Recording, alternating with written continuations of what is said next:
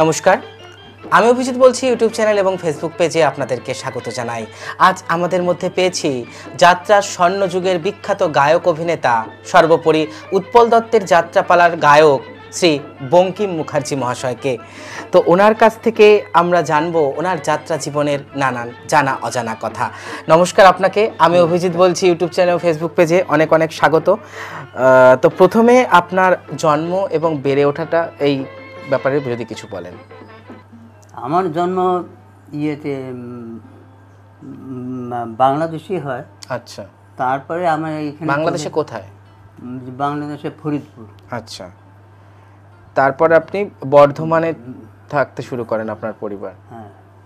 আচ্ছা, তো বলুন আপনার বাবা মায়ের কথা। আপনার কয় ভাই বোন আপনারা? আমরা 6 ভাই, ভাই বোন 6 জন। আচ্ছা, দিদি বড়।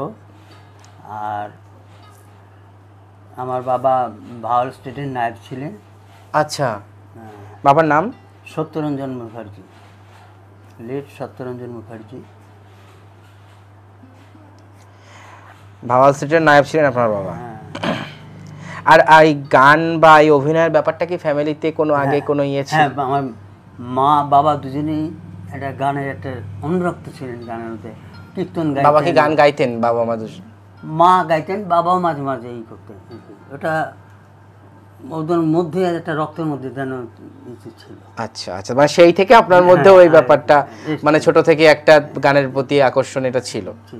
তো কি ছোটবেলায় কি আপনি গান শিখেছেন? মানে গান শেখাটা কবে?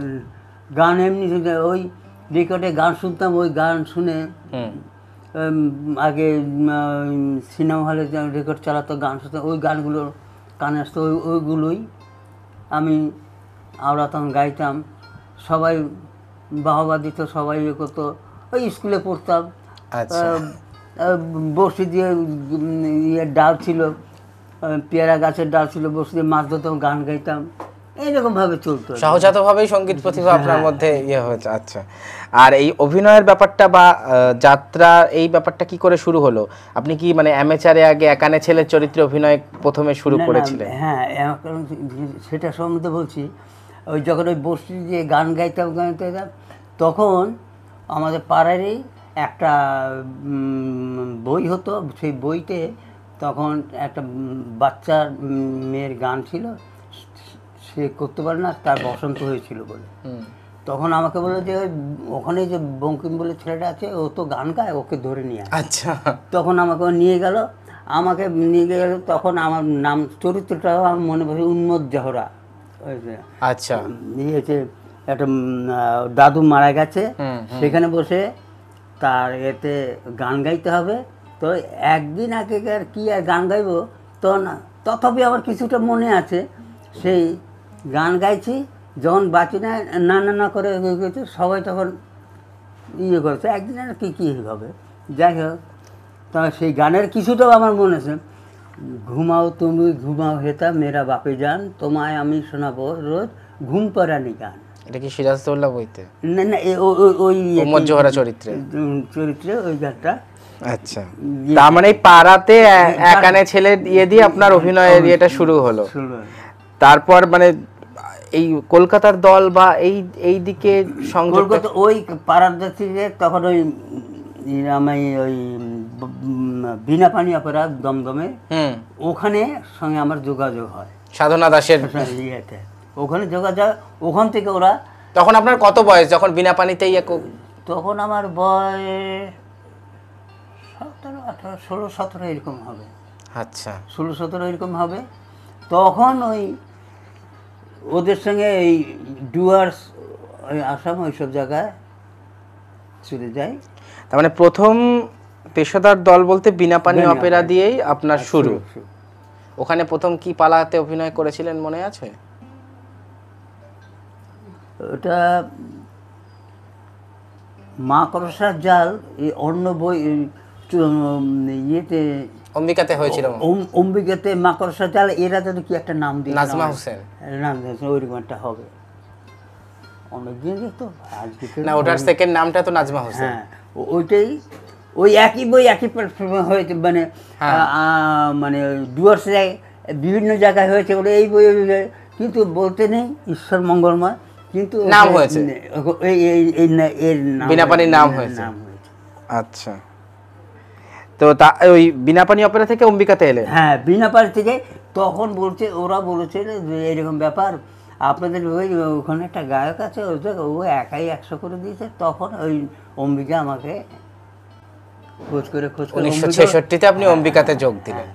অম্বিকা ওখানেই করে, ওখানে ওইদিকে আপনার ওই নট্য কোম্পানিও যোগাযোগ করেছিল ওই সময়তে। হ্যাঁ, ওই সময়তে।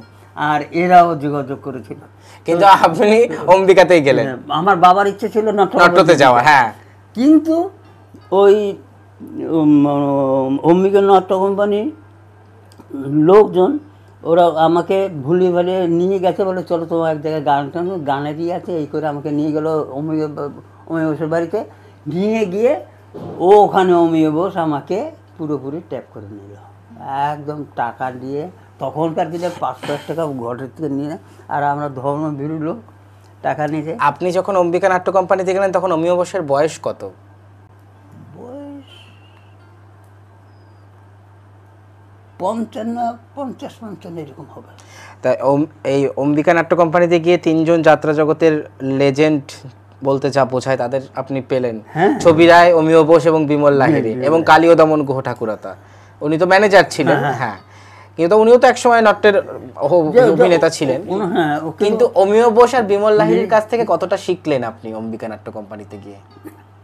সব থেকে শিখেছি যে ওনাদের কাছে সহবতটা খুব শিখেছি, মানুষের সঙ্গে কিভাবে ব্যবহার করতে হবে, কিভাবে করতে হবে। অভিনয়ের দিকে, অভিনয় মানে মানুষকে। ডিরেক্টর অমিয় বোসকে কিভাবে পেয়েছেন? ডিরেক্টর অমিয় বোসকে ভীষণ চাবুক লোক ছিলেন, যতক্ষণ না হবে যতক্ষণ ছাড়বে না, প্রচণ্ড ইয়ে ছিলেন। আর ছবি রায়? আর ছবি রায় তো মানে কি বলবো, ওনারও প্রচণ্ড ইয়ে ছিল, অভিজ্ঞতা ছিল। এটা অনেকে বলে যে সেই সময়ে জ্যোৎস্না দত্তের একমাত্র কম্পিটিটর ছিল ছবি রায়। ভীষণ এত স্টেজকে মাথা তো নিচে ঢুকলে স্টেজে চলে মনে হয় হাতের মধ্যে। গানের গলা, সোনাই দিঘির মাধব, অমর ব্যানার্জি হিরো ছিল, বহুদিন ছিল। আপনি কি কাঁসাই নদীর তীরেতে অভিনয় করেছেন? হ্যাঁ, কাঁসাই নদীর তীরে ছিল। আর অম্বিকা নাট্য কোম্পানিতে যেটা বিখ্যাত পালাতে আপনার জীবনের প্রথম অভিনয় হলো, সেটা চণ্ডীতলার মন্দির কানাইনাথের। তো এই চণ্ডীতলার মন্দিরের কথা বলুন এবার একটু। কেমন যশ হতো চণ্ডীতলার মন্দিরে? সে কি বলবো, সে এত যশ হতো, এত একটা বাড়িতে আমি ইয়েতে ওটা কি বলে, ইয়েতে গিয়েছিলাম, ওই আসামে গিয়েছিলাম। আসামে হ্যাঁ, হালাহালি বলে একটা গ্রামের জায়গা না, মানে সেখানে যাত্রা হবে। তো এই চণ্ডীতলার মন্দির সামাজিক নাটক। তো না সবাই তো বলেছে, হ্যাঁ এই কি বই হচ্ছে, এই কি সামাজিক। তখন অমিয় ডেকে বলছেন, বলে আপনি যা পোশাক নেই, কিচ্ছু নেই, অমুক নেই, কী বলছেন? বলে যে আপনি পোশাক দেখবেন, আমার বাক্স ভর্তি পোশাক রয়েছে, পরে দেখাবো, বইটা দেখুন আগে, তারপর দেখাবো। তো বইটা মানে ওনারা চাইছেন কস্টিউম ড্রামা হবে, কস্টিউম ড্রামা। তো চণ্ডীতলার মন্দিরে তো সোশ্যাল বই, সোশ্যাল না নিবে। তখন ওইটা দেখে যখন বই শেষ হলো, হাউ হাউ করে কেঁদে কেঁদে অমিয় শেষ, আবার চোখ দিয়ে জল আসছে। অমিয় শেষ, উফ, সে পায়ে ধরে মানে ক্ষমা চাইছে তারা। আর দু ভাই ক্ষমা চাইছে, তাদের মধ্যে আলাদা হয়ে গেছে, পাঁচিল উঠে গেছে। মানে ওইটা ওখানে ঘটনাটা ঘটেছে, সেটা যেটা দেখেছে ওরা নাটকে, দেখে সেই পাঁচিল ভাঙলো, সেই ওই বই দেখে পাঁচিল আমাদের। সেই থেকে পরে যেখানেই বই হয়েছে তার 1 মাইল 2 মাইল অন্তর অন্তর শুধু বই হয়ে গেছে। আসাম, কাছাড়, ত্রিপুরা এই এলাকায় অম্বিকা নাট্য কোম্পানির মার্কেট কেমন ছিল? বিশাল। অম্বিকার উপরে কেউ ছিল না তখন, আর কেউ যায়ও নি, যেতেও পারে না। যেত, অনেক দলই যেত, কিন্তু অম্বিকার উপরে। কিন্তু 60-এর দশকে তো অম্বিকা নাট্য কোম্পানি 1 নম্বর ছিল নট্য কোম্পানির সঙ্গে পাল্লা দিয়ে। 70 অম্বিকা নাট্য কোম্পানি, নট্য কোম্পানি, নিউ রয়্যাল বীণাপানি। তবে অম্বিকার ধার কাছে হতো, খুব ইয়ে ছিল ওইদিকে। ভীষণ। আর অমিয় বোস আর ওই যে চেহারা, আর ওই ডাগর আর বিমল লাহিড়ী, ওই যে মিষ্টি ভাষণ ইয়ে করা, দু ভাই। এই চণ্ডীতলা মন্দিরতে ও বড় ভাই, মেজো ভাই আর সেজো ভাইটা এই ছিল অমর বন্দ্যোপাধ্যায়। কি অভিনয় করেছে। আর এই চণ্ডীতলার মন্দিরে আপনার একটা গান ছিল, হ্যাঁ, যেই গানটা এখনো মানে মানুষ কমেন্ট করে সেদিনকেও বলছে বিজ্ঞাপনে যে ওই গানটার কথা, তো ওই গানটা কি আপনার মনে আছে? গানটা মনে আছে, তাহলে যদি একটু যদি শোনান। শোনো বাবা। হ্যাঁ, একটু ইয়ে হয়ে নিন না, ও ঠিক আছে, ও অবশ্য এটা আবেগের জিনিস। না না, সে শিল্পীর আবেগ আসবে, এটাই স্বাভাবিক। আপনি গানটা যতটা মনে পড়ে। কিশোরী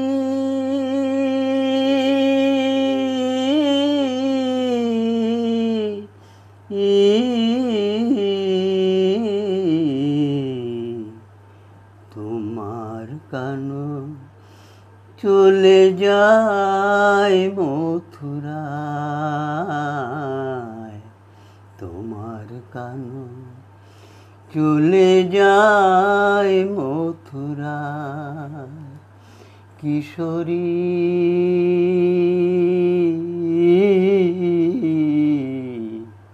তোমার কানো চলে যায় মথুরায়, যাবার বেলা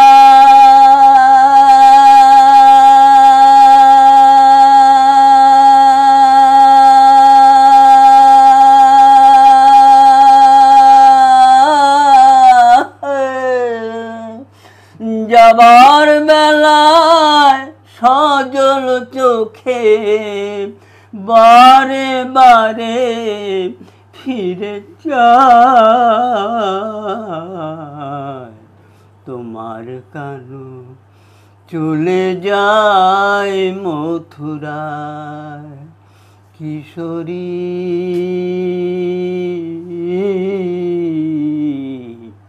তোমার কানো চলে যায় মথুরায়, ভাসছে হৃদয় নয়ন জলে, ডাকছে পাখি রাধা বলে, গাছের পাতা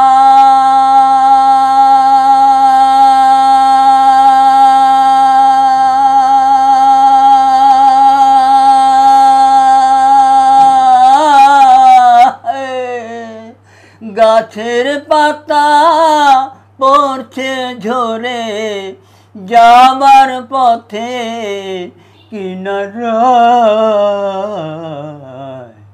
তোমার কানো চলে যায় মথুরায়, কিশোরী তোমার কানো চলে যায় মথুরায়, বাজবে না আর ব্রজে বাঁশি, পালিয়ে গেল ব্রজের হাসি, বাজবে না আর ব্রজে বাঁশি, পালিয়ে গেল ব্রজের হাসি, পারিস যদি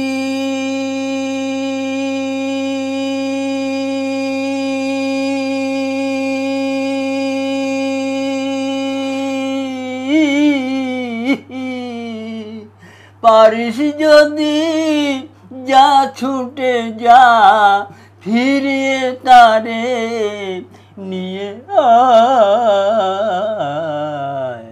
তোমার কানো চলে যায় মথুরায়, চলে যায় মথুরায়, চলে যায়। বাবা, আপনি এখনো যা গাইলেন, তাহলে আপনি ওই 20-21 বছর বয়সে কেমন গাইতেন, সত্যি গায়ে কাটা দিচ্ছে। তারপরে এই অম্বিকা নাট্য কোম্পানিতে ক বছর কাজ করেছেন আপনি? 5-6 বছর, একদম 1970-78 পর্যন্ত। তারপরে আর কি কি? তারপর গেলাম লোকনৃত্যে।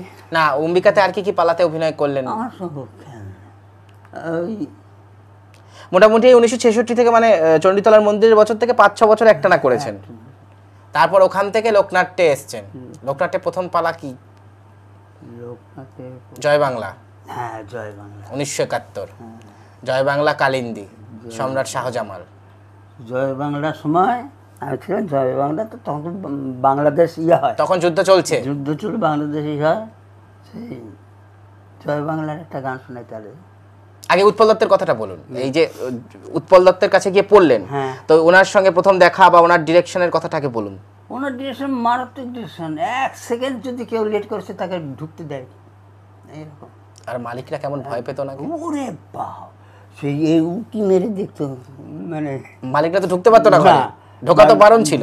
ঢোকা বারণ ছিল, আর দরজা ফাঁকা দিয়ে উঁকি মেরে দেখতো যে কী করছে না করছে। আর খুব খৈনি খেতে এরকম ডলতো মুখে। আচ্ছা, খুব খৈনি খেতে। আচ্ছা। আর ইন্দ্রর সঙ্গে খুব ইয়ে ছিল, ইন্দ্র লাহিড়ী। আচ্ছা, ইন্দ্র লাহিড়ীর সঙ্গে খুব ইয়ে ছিল। ইন্দ্র লাহিড়ীকে বলছিল বলে যে তুই যদি প্যান্ট ছিঁড়তে পারি, তার প্যান্ট ছিঁড়তে পারি তাহলে তোকে ইয়ে দেবো। আর ইন্দ্রের সঙ্গে এত ইয়ে ছিল, ইন্দ্র লাহিড়ী ওই তোরা দিন তো একটু খৈনি দিন, আপনার খুঁজে দিন খাওয়া নে খা। ওই ভীষণ ভালোবাসত ইন্দ্রকে, অনবদ্য। জয় বাংলাতে বিজন মুখার্জি ছিল আপনার সঙ্গে? না, বিজয় মুখার্জি জয় বাংলাতে বিজন মুখার্জি লোকনাথের ধারে বাড়িই ছিল না, প্রথম বছরে তো ছিল। ওই ইয়েতে ছিল না। দিল্লি চলোতে ছিল তো? দিল্লি চলোতে আপনি ছিলেন না? না, আমি ছিলাম না, দিল্লি চলতে আমি ছিলাম না। জয় বাংলার সময় ছিল শেখর গাঙ্গুলি, তারপরে ইয়ে মনোরঞ্জন চক্রবর্তী, মনোরঞ্জন চক্রবর্তী, ফিরোজাবালা। হ্যাঁ, ফিরোজাবালা, তারপরে অনাদি চক্রবর্তী, তারপরে রীতা দত্ত। হ্যাঁ, রীতা দত্ত, শর্মিলা পাল। হ্যাঁ, শর্মিলা পাল, তারপরে এই সেদিন মনে পড়ে নামটা। হ্যাঁ, তারপরে জয় বাংলা যশ কেমন হতো সেই সময়? জয় বাংলা দারুণ ই হতো। জয় বাংলার একটা গান ছিল যেখানে নাকি মানে চক্রান্ত করে ওকে ধরবে আর কি, ইয়েকে ধরবে, সেখানে একটা ওই আমার একটা গান। শিবদাস তো ছিল জয় বাংলাতে, ইফতিকার খা। হ্যাঁ, তো ওইখানে একটা আবার এই গান ছিল, সেই গানটা মানে ভীষণ ভীষণ ভীষণ ভালো। বিভিন্ন জায়গায় উৎপল দত্ত আমাকে ওই গানটা যখন প্রথম শুনে রিহার্সাল পিরিয়ডে উঠে এসে আমাকে জড়িয়ে ধরেছিল। আচ্ছা, সোনার বাংলা মাগো বলে যে। আচ্ছা, এইটা সুর কি প্রশান্ত ভট্টাচার্য? ওরে বা, ও ছাড়া উৎপল দত্তের সমস্ত কাল প্রোডাকশনেই ওনার সুর। এবং এবং উৎপল দত্তের যে এত প্রশান্ত ভট্টাচার্য সম্বন্ধে বলি, ও এত সম্বন্ধে বলেছিল যে আমার গান হবে বাংলা, কিন্তু টিউনিং হবে গান ওয়েস্টার্ন। কারণ উনি প্রচুর ওয়েস্টার্ন মিউজিক শুনতেন এবং ভীষণ জ্ঞান ছিল। ওর ভাবা যায় না। ওই লোক যে কি যে আমায় ভালোবাসতেন। একদিন চল বাঙ্কা চল, ওদের কোথায় বই হচ্ছে, গানের সুর দেবে, সুর হচ্ছে না, আমি ঘুরে আসি। না, আপনার ঘুরতে হবে না, আপনি থাকুন। তখন এমনই ছিল, ডাবের মধ্যে মদ ঢুকিয়ে দিয়ে খেত। তারপরে ওই যে গানটার কথা যেটা বলছেন আপনি, গানটা ওইটা কলার পাতায় রক্ত দিলাম মাগো। না, সোনার বাংলা, ওই যে জয় বাংলার যে গানটার কথা বলছেন, এইটা মনে আছে গানটা? হ্যাঁ, শোনাবেন তাহলে একটু? কলার পাতায় রক্ত দিলাম মাগো, সবুজ শিশুর রক্ত নিকানো মাটি, অপরূপ তুই কলঙ্কময়ী হলি, মুন্ডমালা গলায় দোলে তোর, কলার পাতায় রক্ত দিলাম মাগো, সবুজ বাংলা লালে লালা যে কি নীলিমায় লাল রক্ত সূর্য ওঠে, কচি ঘাস পাতা বাংলায় ম্রিয়মান, পলাতক কালো সোনার বাংলা মাগো। বারুদ গন্ধ গোলাগুলি লালে লাল, রক্ত শপথ রাজপথে হরতাল। বারুদ গন্ধ গোলাগুলি লালে লাল, রক্ত শপথ রাজপথে হরতাল। ভয়হীনী পাখি মুক্ত কণ্ঠ আজ, ভয়হীনী পাখি মুক্ত কণ্ঠ আজ। পাখি গান গায় নিজের কণ্ঠে মাগো, সে গানে রুগবিকি দিয়ে সর্বনাশী। আদুরি দুলালি কলঙ্কময়ী হলি, সে গানে রুগবিকি দিয়ে সর্বনাশী। আদুরি দুলালি কলঙ্কময়ী হলি, আর কতকাল রক্তের স্বাদ নিবি। রক্ত তিলক ললাটে লজ্জা বলি, আর কতকাল রক্তের স্বাদ নিবি। রক্ত তিলক ললাটে লজ্জা বলি, রক্তের স্বাদ রক্তে শুধবো মাগো। রক্তের শোধ সশস্ত্র সংগ্রাম, রক্তের শোধ রক্তে শুধবো মাগো। রক্তের শোধ সশস্ত্র সংগ্রাম। সহস্র যুবা সূর্য সেনানী আজ, সহস্র যুবা সূর্য সেনানী আজ। স্মরণে তাদের উদ্যত বাহু জাগো, কলার পাতায় রক্ত দিলাম মাগো। তাহলে এরকম গাইলে তো উৎপল দত্ত জড়িয়ে ধরবে কেন, কোলে তুলে নেওয়াটাই স্বাভাবিক।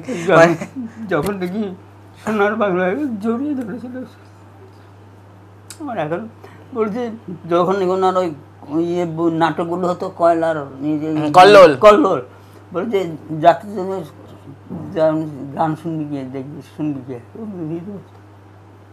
এত খুব এত বড় মানুষের এত ভালোবাসা আপনি পেয়েছেন। আর সব থেকে কি লাস্ট বয়সে যখন নাকি কলকাতায় কালীঘাটে যখন ওরা রিহার্সাল, নিচে রিহার্সাল তো আমরা উপরে একটা বইয়ের রিহার্সাল দিতে যেতাম, শিবেদের দেখলাম তখন বলতো বঙ্কা আসছে নাকি দেখবি তো, যেতাম আর ভেতরে ওনার যা হাওয়ার সব পেয়েছি না। একদিন অভিনয় করতে করতে আমি বলছি এই আড়াইটা রাতে প্রচণ্ড জল, এই তো টাইমের পারফেক্ট, সেই এত ভিজে ভিজে ঠিক এসেছে। আর তখন আমার প্রচণ্ড জ্বর, তখন ওই ঝড় নাটকে প্রচণ্ড ঝড়, আমি তখন রামতনু লাহিড়ী করছি। তখন আমি খাবার নিয়ে যাব, যেতে যেতে হচ্ছে আমি দাঁড়িয়েছি আর পড়ে গেছি, পরে দাম করে পড়ে গেছি সঙ্গে সঙ্গে। তখন আমি গেছি, প্রচণ্ড ফিভার, প্রচণ্ড জ্বর। তখন এত ভয় পেতাম, এত ইয়ে করতাম যে ওনারটা কোনো মিস করবো এটা আমি চাইতাম না। মানে শিল্পীরা তটস্থ থাকতো ওনার নিয়মের কাছে, নিয়মটা তটস্থ থাকতো এবং ওনার জিনিসের জন্য কেউ বাথরুমে যেত না। যদি হ্যাঁ, তো এই ঝড়ের কথা আপনি বললেন, ঝড়ের আগের বছরে করেছিলেন সন্ন্যাসীর তরবারি, তো সন্ন্যাসীর তরবারির কথা একটু বলুন। সন্ন্যাসীর তরবারিতে হয়েছে যখন নাকি, ওটা তো ভুলবার নয়, যখন নাকি মানে দুর্ভিক্ষের সিন দেখাচ্ছে, আর ৭৬-এর মন্বন্তর, মা মা খাবার এনেছে, খাবার দেখেছে বাচ্চাটা মরে পড়ে আছে, তখন সে উফ কি অভিনয়, বর্ণালী ব্যানার্জি আর শেখর গাঙ্গুলির অভিনয় কেমন? ওরে বাবা, সে কি অভিনয় শেখর গাঙ্গুলি! তোমরা দেখো, আমি আমি বা নিজের ছেলে মেয়ের উপর আমি হাওয়া করে খাচ্ছি আর ডায়লগ করছি আর আঁকাচ্ছি, সেই গানে আমার একটা গান, সেই মুহূর্তেই আমার একটা গান, সন্ন্যাসী তরবারিতে। দিবস তোমায়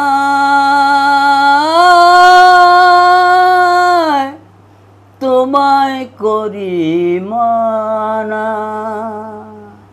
তোমায় করি মানা, তোমায় করি মানা, তোমায় করি মানা, ছিড়ো না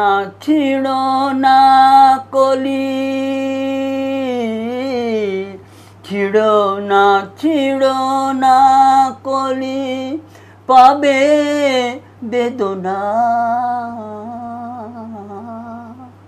তোমায় করি মানা, তোমায় করি মানা। এইটাও তো প্রশান্ত ভট্টাচার্যের ইস্যু। হ্যাঁ, তারপরে এই জয় বাংলা, সন্ন্যাসীর তরবারি, তারপর ঝড়। ঝড়ে আপনি রামতনু লাহিড়ী চরিত্র করতেন, আর এই সন্ন্যাসীর তরবারি চরিত্রটার নাম কি ছিল? ওটা ছিল এটা আর কি, কি বলবো, আর খেলার পরে একটা ফকির টাইপের। ফকির। আর ঝড়ের পরের বছর 1974 ছিল পাগলা গারদ আর রাজা চাণক্য এবং বৈশাখী মেঘ। হ্যাঁ, বৈশাখী মেঘের করেছি, রাজা চাণক্যও করেছি, পাগলা গারদও করেছেন। পাগলা গারদও করেছি, কিন্তু ভুলে গেছি। আচ্ছা, এই রাজা চাণক্যতে অমর ঘোষ ডিরেকশন ছিলেন। অমর ঘোষের ডিরেকশনের কথা একটু বলুন। অমর ঘোষ ডিরেকশন, দারুণ ডিরেকশন, খুব ভালো, ভাবা যায় না। আর কি বলবো, আমার অমর ঘোষের ইয়েতে আমার কিছুটা গান, একটা গান মনে আসছে না, খুব গাইতাম আগে। এখন ব্যাপার হচ্ছে কি, ওটা ছেড়ে দেওয়ার পর না সংসার করতে এমন আবদ্ধ করে গেছে। তাও আপনি যতটা মনে করে বলছেন এটাই দর্শকদের জন্য অনেক। আসছে না। উৎপল দত্তের ইয়ের ডায়লগ বলবে বা গান গাইবে সে মানুষ কই আজকের দিনে? আপনি একমাত্র গায়ক যিনি আছেন, তো এই যে গানগুলো তো রেকর্ড হয়ে থাকলো, এভিডেন্স। তারপরে ওখান থেকে আর লোকনাট্যে থাকলেন না, বৈশাখী মেঘের পরের বছর বেরিয়ে গেলেন। 75-এ আপনি কোনখানে যোগ দিবেন এরপরে লোকনাট্যের পর? তারপর লোকনাট্যের পরে রঞ্জনায় এসেছি, রঞ্জনা করে এসেছি, নবরঞ্জনে এলেন লোকনাট্য ছেড়ে। হ্যাঁ, নবরঞ্জনে এসে প্রথম পালা কি করলেন? সে তো মনে রাখা মুশকিল। এরপরে 76 সালে হলো লায়লা মজনু। হ্যাঁ, লায়লা মজনু ছিলাম, লায়লা মজনুতে ছিলেন, লায়লা মজনু এবং পবিত্র পাপী। পবিত্র পাপিতে আমি ছিলাম না, লায়লা মজনুতে ছিলাম। লায়লা মজনুতে কোন চরিত্র করতেন? লায়লা মজনুতে ওই যে গায়কই পারস্যের একটা, হ্যাঁ, ইয়ার ছিল একটা দরবেশ টাইপের একটা চরিত্র। হ্যাঁ, ওইটাতে অভিনয় করতেন।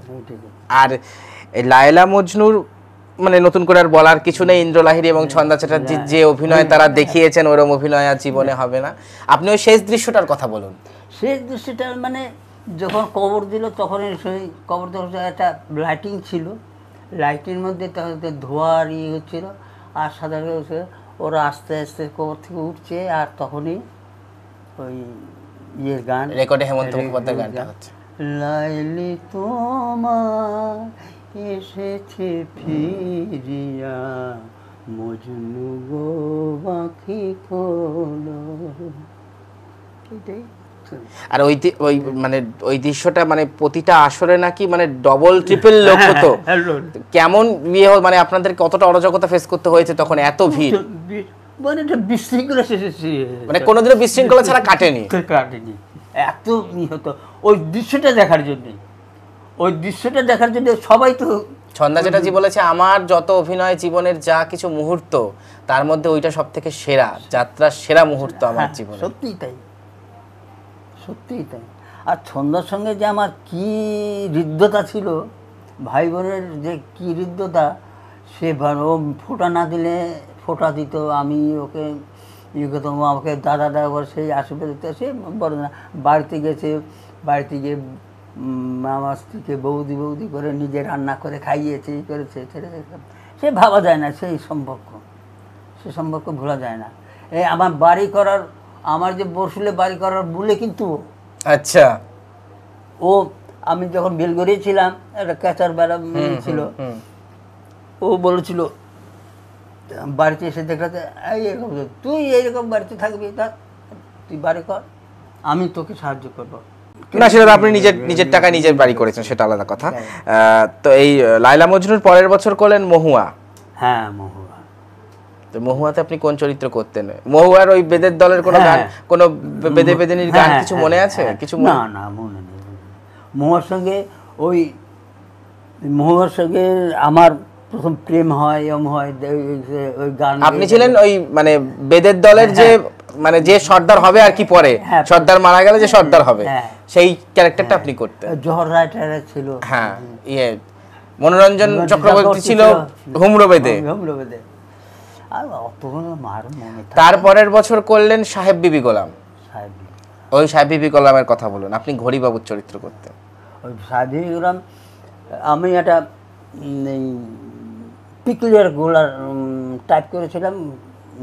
তখন আমাকে ওই মনোরঞ্জন চক্রবর্তী বললো, বঙ্কিম তোর এত সুন্দর গলা, তুই ওই টিপির গলা করছিস? তখন ওই মনোরঞ্জন চক্রবর্তী, বঙ্কিম তুই নিজে সর্বনাশ করিস না। বলে কি, তুই ওই গলা বার করেছিস, তুই সুন্দর গলাটা নষ্ট করবি? বলে অভিনয় করতে এসেছি, যা হবে ওই কথাতে আমি মানিনি, কিন্তু ওই চরিত্রটা আবার খুব সুনাম হয়েছিল। ওই টিপির কণ্ঠ করে ওইরকম, তখন তো শুধু অভিনয়, গায়ক না, গায়ক অভিনেতা, অভিনয়টা তো দেখাতে হবে, সেই ওইটা করে আমি তখন আমি প্রচণ্ড ওই ইয়েতে ওই ক্যারেক্টারটা খুব নাম পেয়েছিলাম। যাই হোক, ঈশ্বরের আশীর্বাদ, সবার আশীর্বাদ, সবাই। আমি এত মুডি ছিলাম তখন, আমার বেশ মনে আছে ওই অপর্ণা সেন, ওই অপর্ণা সেন তার মেয়েকে নিয়ে ওই উইন্সের পাশে ছিল, দেখতে এসেছিল। অপর্ণা সেন দেখতেছিল। আমি এত মুডি ছিলাম, আমার হয়ে গেছে, চলেছে তাড়াতাড়ি সেই রবিদাস, তার না না তোমার ছবি নিতে হবে, তোমার আমি নেবো না। তখন মালিক আসে, তখন ওই কোনো রকমের একটু লাগে, তখন আমি ভীষণ মুডি ছিলাম তখন, খুবই। ওই সাহেব বিবি গোলামে পটেশ্বরী সন্ধ্যা চ্যাটার্জি কেমন অভিনয় করতো? ওরে বাবা, দারুণ। ওর সব কটা, আর ওর শুধু অভিনয় না, ও মানুষ হিসাবে একটা বিশাল বিশাল গানের গলা সবাই কি নাচ না। হ্যাঁ, ও বাবা না, একটা কথা বলি, বাক্স বয় যে ছেলেরা, হ্যাঁ, মোট নিয়ে যাচ্ছে, তার কাটা পড়ে গিয়ে পায়ে পড়ে গিয়ে কেটে গেছে, দৌড়ে গিয়ে সন্ধ্যা চ্যাটার্জি, তখন আমি কথা দৌড়ে গিয়ে নিজে কাপড় ছিঁড়ে বেঁধে গিয়ে দাদা শিগগিরায়, এত দরদি ছিল, শিল্পী দরদি ছিল। আমি এইরকম ডানপিটে অভিনেত্রী ছিল, বাস চালিয়ে নিয়ে গেছিল।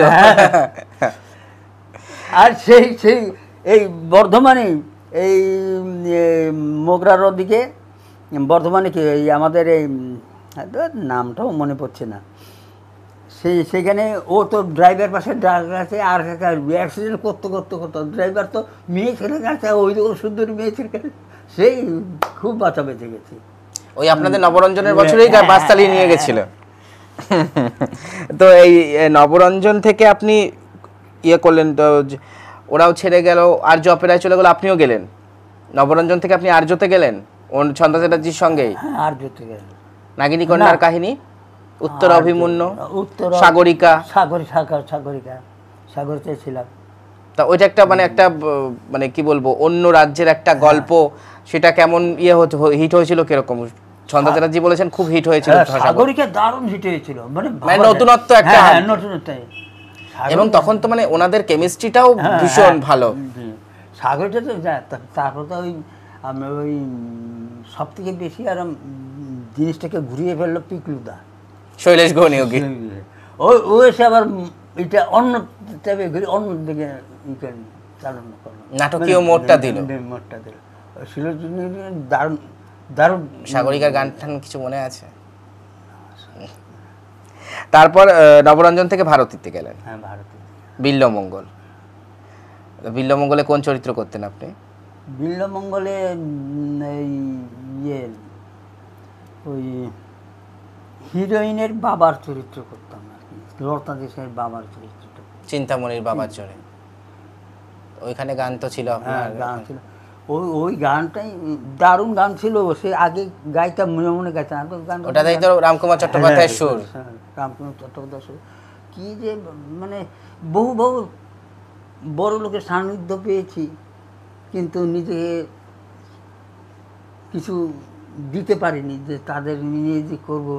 এই ফিল্ম জগতেরও সত্য বন্দ্যোপাধ্যায় থেকে, অজিতেশ ব্যানার্জির থেকে, তারপরেতে আরও সব নাম মনে পড়ছে না। কালী ব্যানার্জি সন্তুকে বলছে কি, ওই বাচ্চা ছেলেটা গান করছিল তোর সঙ্গে, ওটা কেড়ে আমি সন্তুর শালার অভিনয় করছিলাম। হ্যাঁ, তখন ও বাচ্চা ওই বঙ্কাদা করে স্টার্ট ধরে আমার, তুমি শিগগির এসো। কালী ব্যানার্জি 4 ছেলের বাবা কালী ব্যানার্জি তখন আমাকে কি আশীর্বাদ করলো, কে ভুলতে পারলো না। বিল্লমঙ্গলের কোনো গান মনে নেই? বিল্লমঙ্গলে লতা দেশাই আর ইন্দ্র লাহিড়ীর অভিনয় কেমন, যশ কেমন হতো আপনাদের? খুব যশ হতো, খুব যশ হতো। ওরা যেখানে যেখানে লতা দেশাই আমার এই বেলঘরের বাড়িতে যখন এসে ইয়ে ছিল, সে তো আমার মেয়ের সঙ্গে আমার এর সঙ্গে তো ও আমাকে বাবা ডাকতো, আর হ্যাঁ তুমি আমার বাবাকে বাবা বলতো, রান্নাঘরে ঢুকে রান্না করেছে, এই করেছে। সেটা পিকলিয়ার দিন গেছে। আবার যাত্রার সময় যাত্রা করেছি। আচ্ছা, তো আপনি কি গণবাণীতেও কাজ করেছেন? গণবাণীতে 1 বছর করেছিলাম। কাশ্মীর কলি? হ্যাঁ, কাশ্মীর। চন্দা চ্যাটার্জি, অজিতেশ সঙ্গে। তো গণবাণীর কথাই, এই কাশ্মীর কলির কথা একটু বলুন, ওইটাতে কি চরিত্র করতেন? আমার খেয়াল নেই, মনে নেই। 1 বছরই গণবাণীতে ছিলেন? ওই বলছি না, আরেকটা ভদ্রলোকে বললে যে ইয়ে, ও খুব ভালো অভিনেতা ছিল, মারা গেল।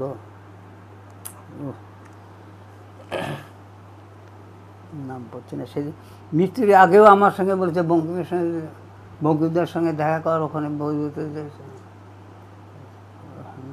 ওই কানাইনাথ বাড়ির পাশেই ছিল, পুলিশের কাজ করছিল, পাশ দিয়েই যাত্রা এলো। আচ্ছা, নামটা মনে আসছে না। বিশাল বিশাল অভিনেতা। যেমন ইয়েরা ফিল্ম থেকে ইয়ে এলো, তাকে ছুঁড়ে ফেলে দিল, ওকে নিয়ে।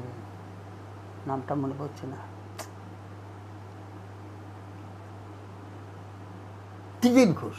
আচ্ছা, ত্রিদীপ ঘোষ অনবদ্য যা কণ্ঠ আর যাই।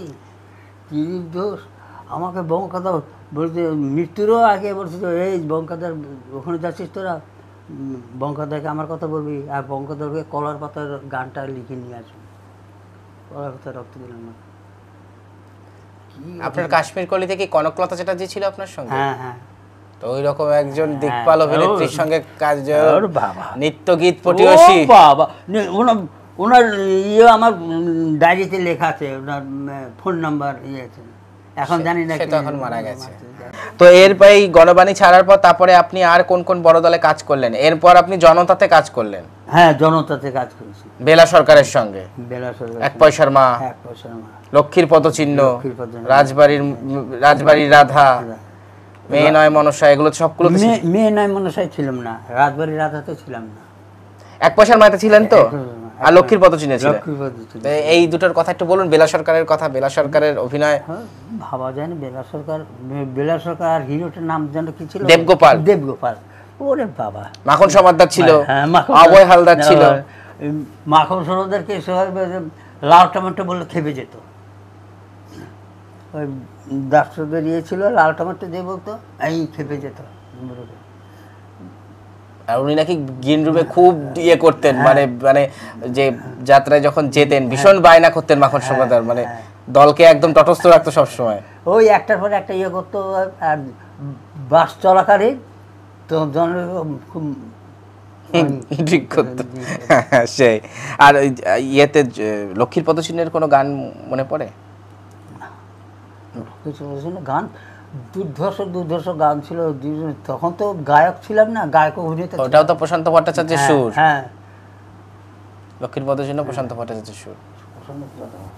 সেই ওই রকমই, সেই গা ছেড়ে যাচ্ছে আমাকে হচ্ছে ছেলে বিয়ে, কোথায় কোথায় লাগবে, কিছু কিছু কিছু পাচ্ছি না। তখনই একটা গান ছিল, অনবদ্য গান। সেই গান গেয়ে তার সঙ্গে আবার আরেকজন ওই করতো, সে ভুলে গেছে থাকে। ওই লক্ষ্মীর পদচিহ্নে দেবগোপাল বেলা সরকারকে দেখার জন্য লোক কেমন কত হতো ওই সময়, তাও আপনার আন্দাজ? ভালো লোক হতো, সব থেকে আমি ছোট করছি না, বেলা সরকার কাছে দেবগোপাল না, সেটা তো কারোর সাথে তুলনা করা যায় না। বেলা সরকারের যেটা ছিল দিগরও ছিল না, কিন্তু তখন তো তারা জুটি ছিলেন, কারণ জুটির ইয়েতেই টিকিট বিক্রি হতো। কিন্তু দারুণ দারুণ হতো ওদের। আমার এই লক্ষ্মীর পদচিহ্ন বইতে যখন নাকি শোভাবাজারে রিহার্সাল হয়, তখন কি লোক হতো ওই রিহার্সাল দেখার জন্য। হ্যাঁ, প্রচুর লোক হতো। কুমারটুলির ইয়েতে গঙ্গা স্নান করতে যেতাম, আর সেই ওখানকার লোকরা সে বলতে নেই, সে বলে যে আমার এখনও মনে আছে, যখন ইয়েতে বাড়ি যাব, তখন ওই লক্ষ্মীর পদচিহ্ন বইতে গান করে, তখন আমি সে মালিক, বঙ্কিমদা তুমি যা করলে আপনার নেই, তো এই টাকা নাও, তুমি বাড়ি দুদিন পরে যাবে, টাকা দাও, এই করে দাও। সে বলে লাভ নেই, ঈশ্বর মঙ্গলময়, ঈশ্বর নিজেরই করছি না। কিন্তু সেই সময় একটা যুগ ছিল, সেই সময় একটা মানে করে দেখাবার একটা ইয়ে ছিল, দর্শক দেখিয়েও দিয়েছেন আপনারা করে, দর্শকদের সেরকমই। দর্শকের স্বাদটাও সেরকম ছিল। এখন এখন আর সেই ওই টিভি আর এইসব দেখে টেকে, আর ওই ফুচকিটা সেই দেখে টেকে। আমাকে সন্তু মুখার্জি একদিন বলছে যে বঙ্কিমদা তুমি মাইক ছাড়া এরকম গান কি করে তুমি এত শুনতে, এত তো লোক হতো শুধু বলে। দেখো তখন লোকদের শুনবার ইচ্ছা ছিল, তাগিদ ছিল, আর আমরা কোথাও সেটা শুনতো। আর এখন করে কি, মাইক থাকলেও মাইকের খুঁটিটা টক করে ঘুরিয়ে দেয়, অমুক করে দেয়, যাতে গন্ডগোল হয়, ঘুর করে, তখন একটা চেঁচামেচি হয়ে উঠল। সেই আপনি তো লোকনাট্যের আগে পর্যন্ত তো হ্যাচাকে আর মাইক ছাড়াই যাত্রা করেছেন। অম্বিকাতে চণ্ডীতলার মন্দির তো শুধু হ্যাচাকে যাত্রা হয়েছে, মাইক নেই। মাইক নেই, মাইক নেই। ওই যে ডিলাইটের শো শো শব্দ, তো ওই একটা ওই আওয়াজটা, ওই আওয়াজটা কিন্তু লাইট মাঝে মাঝে এসে পাম্প করে দিতে হতো। হ্যাঁ, ওই তখন ওই একটু মিউজিক বাজাতো, কিন্তু ওই যে শো শো আওয়াজ, ওইটা একটু মিউজিকের কাজ করতো। আচ্ছা, ওইটাই আমাদের একটা দারুণ প্রেরণা দিত। আচ্ছা। আর তখন এমনি আসাম টাসামে ওইদিকে তো আপনারা ট্রেনে করে যেতেন, তারপরে যাই হোক বাসে যেতেন। আর এই দিকে আমাদের দক্ষিণবঙ্গের দিকে যখন ট্রেন থেকে নেমে গরুর গাড়িতে তখন যাওয়ার, প্রাইভেটে তখন কোনো বালাই তো ছিল না ৭০ দশকের আগে। না, প্রাইভেট ছিল, গরুর গাড়িতে যেতে হতো। আর স্টেট যেত মোষের গাড়িতে, মোষের গাড়িতে যেতে হতো। আর তবে যেমন ভালোবাসা পেয়েছি, প্রচণ্ড ভালোবাসা পেয়েছি, আবার অনীহাও পেয়েছি, তাচ্ছিল্যও পেয়েছে। তাচ্ছিল্য কীরকম, যাচ্ছি গরুতে, একটু জল খাবো, একটু জল দেন না, চল ওই সামনে দেখুন কল, ওখানে যান জল পাবেন, এইরকম তাচ্ছিল্য। আবার কোনো জায়গায় জল খাবে, ওরে বাবা সেই দেবতার মতন, আসুন আসুন ঘরে আসুন, এটাও পেয়েছি। না, কিন্তু যাত্রাওয়ালাদের প্রতি নাগরিক সমাজের একটা ছুতমার্গ চিরকালই ছিল, এখনো আছে সেটা, যে মানে যাত্রা যারা করে তারা মানুষ না, মানে এরকম একটা ভাবনা তখন মানুষের মধ্যে খুব ছিল। না, পরে কিন্তু সেটা অনেকটা কমেছে, কিন্তু সেই সময় ছিল, কিন্তু প্রচন্ড ছিল। মানে যাত্রা করে ওই যখন ঘরে এক একটা, তখন তো আর বিভিন্ন হোটেল ফোটেলের ব্যাপার ছিল না, বিভিন্ন ওই ঘরে যাত্রা চালাতে থাকে, ওই ঘরে ওই আরো অন্য কোনো লোক যাবে না, অন্য ওই ঘুমটা দিয়ে যেমন খাবার দিতে হবে, সেই ওইরকম ভালো মন্দ সবটাই।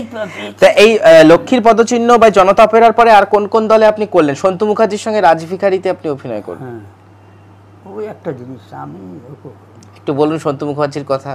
সন্তু মুখার্জির ওকে ভাষায় বলা যায় না, ওর যা গুণ, ওর যা অভিনয় এবং গান, ভাবা যায় না।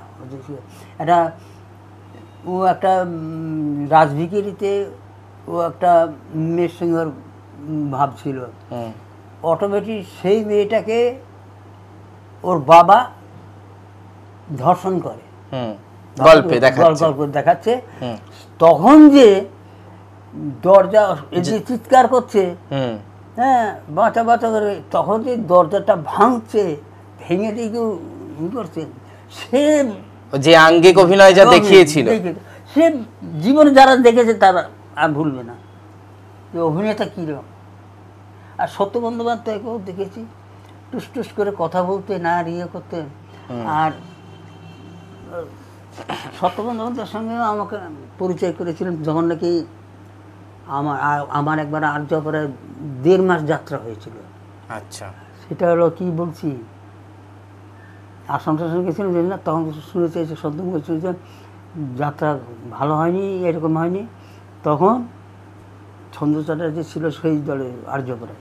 তারপরেতে সন্ধু মুখার্জি কি শুনেছে কার মুখে যে এরকম বঙ্কিমদের দল, আমাকে ফোন করেছে, যাত্রার ওখানে নিয়ে এসছে লোক পাঠিয়ে, তখন ওই সত্য বন্দ্যোপাধ্যায় এই বঙ্কিমদা এই এরকমই পড়াশোনা করো। যাই হোক, বলছে যে এই যে সামনের বছর আমরা কিন্তু থাকবো এক দলে, এই করে তখন ওই রাজভিখারি। আর এই যে আপনার এই সময় এত নাম, মাখনলাল নট্ট পরে আবার চেষ্টা করেছিলেন আপনাকে নেওয়ার, বা যদিও খোকন বিশ্বাস ছিল তখন দলে, না তখন আর ইয়ে করেনি, প্রথমে চেয়েছিল কিন্তু আপনাকে নিয়ে চলে গেছে অমিয় বোস। আর তারপর আপনি শেষের দিকে পান্না চক্রবর্তীর সঙ্গে আর্য অপেরায় কাজ করেছিলেন, অগ্নিকুণ্ডে নরবলি এবং জ্যোৎস্না দত্ত।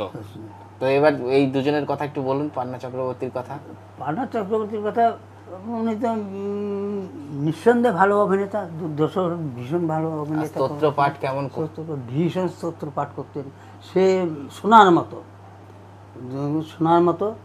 তখন যে অগ্নিকুণ্ড নরবলিতে যখন বই হয়, ঋষি সৌনভীর চরিত্রে অভিনয় করেছিল, তখন বিভিন্ন যখন গায়ক দেবদেব একটা স্তোত্র পাঠ করছে, একটা দেবী আবির্ভাব হচ্ছে, তখন আমাকে বলছে তুমি এই স্তোত্র করো। আমাকে বলছে তোমার এই গান হচ্ছে না।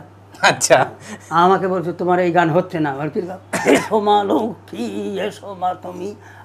উনি খুব জোর দিয়ে দিয়ে করতে বলছেন, বলতে ইয়ে করে। তো বলে দেখুন আপনার সঙ্গে আমার মিলন হচ্ছে না, মানে আপনি তো বিভূতিকে আরাধনা করছেন, সেখানে তাকে পোলাইটভাবে সুন্দরভাবে তাকে আহ্বান করতে হবে। আর ওইরকমভাবে হ্যাঁ আমি এখন গাইছি, বলে আপনি যখন ছিলেন তখন, এখন আপনি অভিনেতা, আপনি এখন গায়ক। সেই আমার একটা বিরাট ইয়ে ছিল। তখন বলছে না তার যাত্রা হবে না, তখন কারাই না তা আমাকে বলছে। আর ওই আর্য অপেরার মালিক আমাকে বলছে গোরাচাঁদ রায়।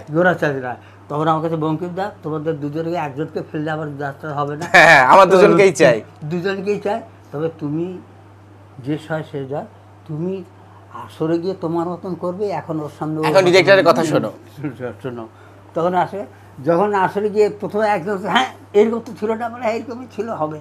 তারপর যখন দেখেছে ওইভাবে গানের যশ হচ্ছে, তখন ওই পান্না চক্রবর্তী বলছে ওই এই বঙ্কিমের গায়কের গান যেন আমার বেডিংয়ে, আমার যেখানে ঘর থাকবে সেখানে যেন ওর এতটা প্রিয়। আর ওই অগ্নিকুণ্ডে নরবলিতে নিয়তির ভূমিকা করেছিলেন জ্যোৎস্না দত্ত। তো জ্যোৎস্না দত্তের সঙ্গে কেমন, বা আপনার সঙ্গে কেমন ইয়ে ছিল? আমার সঙ্গে সত্যি কথা বলতে কি ওনার সঙ্গে খুব একটা ইয়ে ছিল না, তবে পরিচয় দিদি ভাই এইগুলো আলাপ ছিল। কিন্তু যে সন্ধ্যাটা যে বিলাস সরকার এদের সঙ্গে যতটা হৃদ্যতা ছিল, কারণ উনি তো অনেক সিনিয়র আপনার থেকে, আর গানের ব্যাপারে কোনো কিছু আপনাকে বলা বা কিছু সেরকম কিছু ইয়ে। আর তখন তো ওনার শেষ একদমই তখন তো ওনাকে মানে ছেড়েই দিয়েছেন প্রায়, ওনাকে রিকোয়েস্ট করে নিয়ে আসা হয়েছে। কাজে উনি ওর মধ্যে যেতেনই না। আচ্ছা, আর এবার আপনার ব্যক্তিগত জীবনের কথা কিছু বলুন। আপনি বিয়ে মানে যাত্রা করতে করতে কবে বিয়ে হলো, বা আপনার সন্তান সন্ততি তাদের ব্যাপারে যদি একটু। যাত্রা করতে করতে আমার ইয়ে হয়, বিবাহ হয় এই যখন নাকি আমার ইয়েতে অম্বিকা নাট্য কোম্পানিতে থাকাকালীন। হ্যাঁ, অম্বিকা নাট্য থাকাকালীন আমার বিবাহ হয়। তখন ওই অমিয় বোস, তখন ওই তখন তো ট্যাক্সি ছিল না, রিক্সায় করে অমিবোর ছবি রায় কাপড় নিয়ে আমার স্ত্রীকে দিতে এসছেন, দেখতে এসছেন। আচ্ছা, হ্যাঁ, দেখতে এসছেন, নবদম্পতিকে আশীর্বাদ করতে অমিয় বোস ছবি রায়। আচ্ছা, আর তাহলে ওই অগ্নিকুণ্ডে নরবলি কি আপনার শেষ যাত্রাপালা? তারপরে আপনি ছেড়ে দিলেন? তারপরে আমি ছেড়ে দিলাম এই জন্যে, সত্যি কথা বলতে কি, আমার এই অগ্নিকুণ্ড নরবলির আগে তখন আমি আর্যপুরে আবার কন্ট্যাক্ট করেছিলাম। আর্যপুরে কন্ট্যাক্ট আগে না পরে? পরে, মানে এটা ছেড়ে দেবো, হ্যাঁ, আর করবো তখন তখন তখন আমার ইয়েতে আমার সেজে ছেলে গান করে, ছোট বাচ্চা। তখন এই আমার বড় ছেলে বলছে যে বাবা তুমি যাত্রা ছেড়ে দাও, ওর মধ্যে যে প্রতিভা আছে তা তুমি নষ্ট করো না, সংসার আমি চালাবো। ও তখন হিন্দু মঠের কাজ করে, 1700 টাকা মাইনে পায়। প্রথম মাইনে পেয়ে আমার পায়ের তলায় রেখে প্রণাম করেছে, আমার আজও মনে হচ্ছে, দীর্ঘজীবী হোক।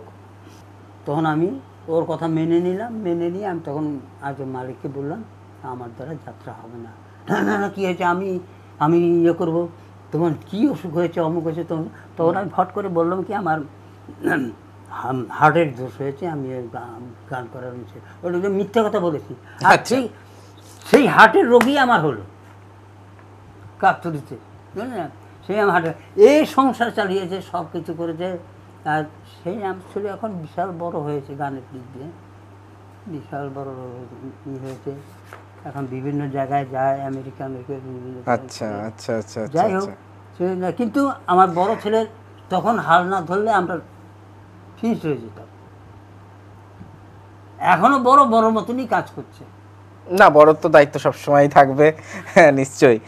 আর এখন যাত্রা জগতের সাথে আপনার যোগাযোগ কিছু মানে কারণ না, যাত্রা না। তবে যখন আমি যাত্রা ছেড়ে দিয়েছি তখন সন্তু মুখার্জি বারবার আমাকে বলেছে তুমি যাত্রা ছেড়েছে, তখন দেখা হতো, তুমি আমার সঙ্গে থিয়েটার করো, ওই যে টিভিতে যেগুলো হয় সিরিয়ালে অন্তত আসো। আমি না, একদূর গিয়ে এখন আর সেই না, বলে তখন এইসব শিল্পী বাইরে বসে থাকবে, তো সিরিয়ালে আসবে না। তবে আমার সম্বন্ধে সন্তুদা প্রচুর সুনাম করেছে, বিভিন্ন রেডিওতে, বিভিন্ন পত্রপত্রিকায়।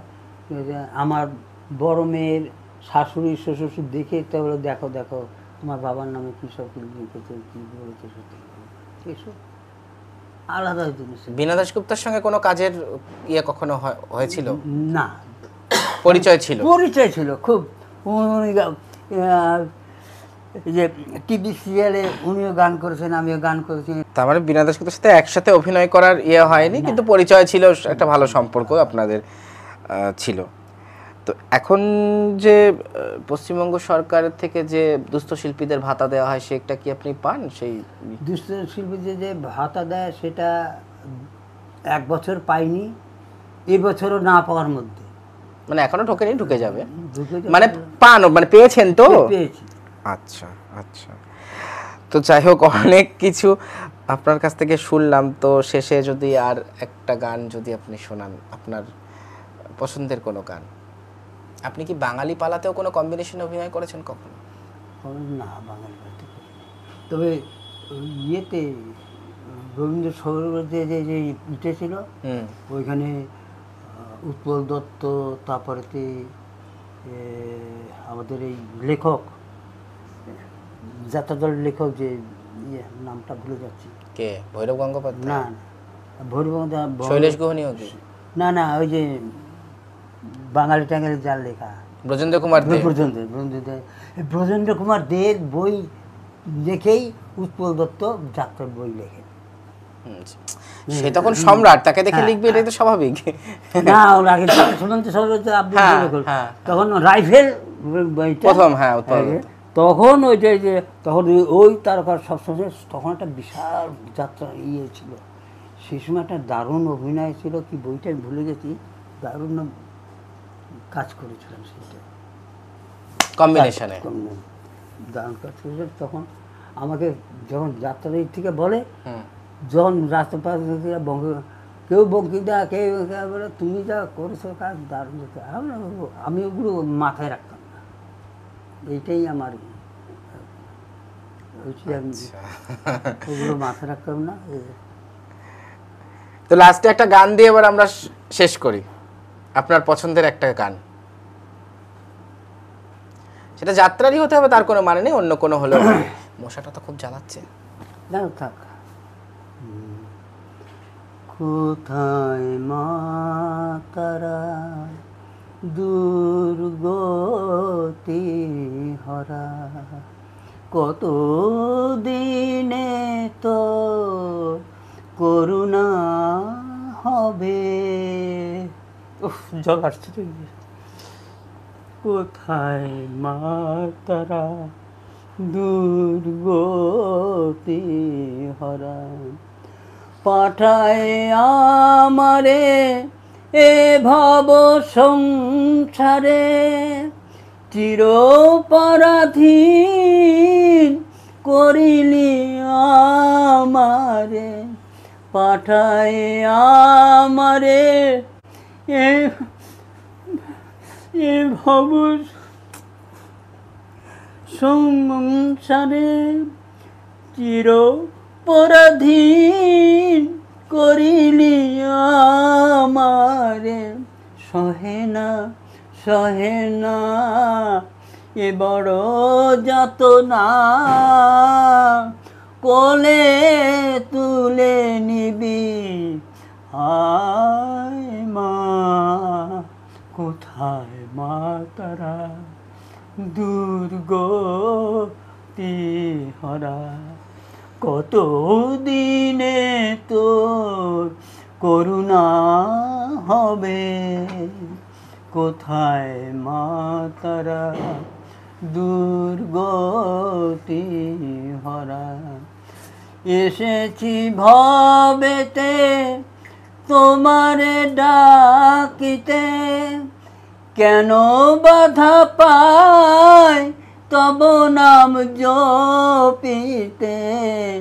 এসেছি ভবেতে তোমারে ডাকিতে, কেন বাধা পায় তব নাম জপিতে। দাও তুমি আশা করো না নিরাশা, দাও তুমি আশা করো না নিরাশা, দাই দাও তুমি পদযুগলে। কোথায় মা তারা দুর্গতি হরা, কত দিনে তোর করুণা হবে। কোথায় মা তারা দুর্গতি হরা। অসাধারণ, মানে সত্যি আজকে এসে যায় তো, ভাবটা এসে যায়। গায়কের ভাব আসবে, এটাই তো স্বাভাবিক, এটা তো আপনি নিজে থেকে ভাবটা আনছেন না, এটা তো ঈশ্বর প্রদত্ত। তো আজকে আমরা কথা বললাম যাত্রার স্বর্ণযুগের বিখ্যাত গায়ক অভিনেতা, সর্বোপরি উৎপল দত্তের যাত্রাপালার বিবেক শ্রী বঙ্কিম মুখার্জির সঙ্গে। তার যাত্রা জীবনের নানান কথা, উৎপল দত্তের যাত্রাপালার গান, সর্বোপরি চণ্ডীতলার মন্দিরের সেই বিখ্যাত গান তিনি আমাদেরকে শোনালেন। তো আপনাকে অসংখ্য ধন্যবাদ, আপনি এত কথা মনে করে, এত গান মনে করে দর্শককে শোনালেন। তো একটা ইতিহাস আজকে আমি এখানে শ্যুট করলাম এবং সেটা থাকবে, তো আপনাকে ধরে রাখতে পারলাম। তো আপনাকে অসংখ্য ধন্যবাদ জানাই, আপনি এত কথা আমাদেরকে আজকে জানালেন। তো আমরা আজকের মতন এখানেই শেষ করছি। আমাদের আজকের অতিথি ছিলেন যাত্রার গায়ক অভিনেতা শ্রী বঙ্কিম মুখার্জি। তো আবার দেখা হবে পরের ভিডিওতে। আপনি সুস্থ থাকুন, নীরোগ থাকুন এবং এভাবেই সঙ্গীতের সাধনা করে যান, যতদিন পারবেন সঙ্গীতের সাধনা করে যান। ভালো থাকবেন, নমস্কার।